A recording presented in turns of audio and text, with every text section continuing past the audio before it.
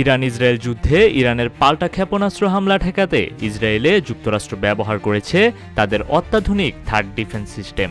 12 দিনের যুদ্ধে মোতায়েন হয় আমেরিকার সবচেয়ে মূল্যবান প্রতিরক্ষা ব্যবস্থা।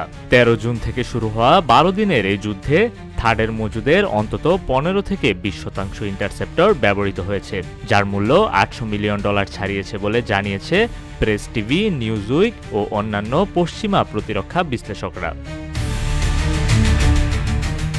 ট্রু প্রমিস 3 নামে ইরানের এই প্রতিশোধমূলক হামলা লক্ষ্য করেছিল ইসরায়েলের গুরুত্বপূর্ণ সামরিক ও অর্থনৈতিক অঞ্চলে।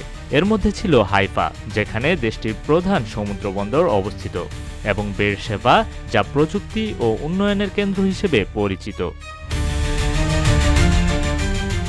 বিশ্লেষকদের মতে একটি থার্ড ইন্টারসেপ্টরের দাম পড়ে $12 থেকে $15 মিলিয়ন।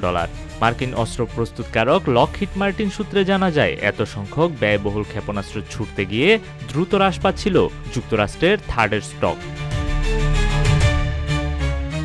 ওয়াশিংটনের আঞ্চলিক মিত্র ইসরায়েলকে রক্ষা করতে অন্তত 2টি থার্ড ব্যাটারি মোতায়েন করা হয় বলে জানিয়েছে প্রেস টিভি। স্টকে থাকা মোট 7টি ব্যাটারির মধ্যে এই সংখ্যাটি বিশেষ গুরুত্ব বহন করে বলে মনে করছেন প্রতিরক্ষা বিশ্লেষকরা।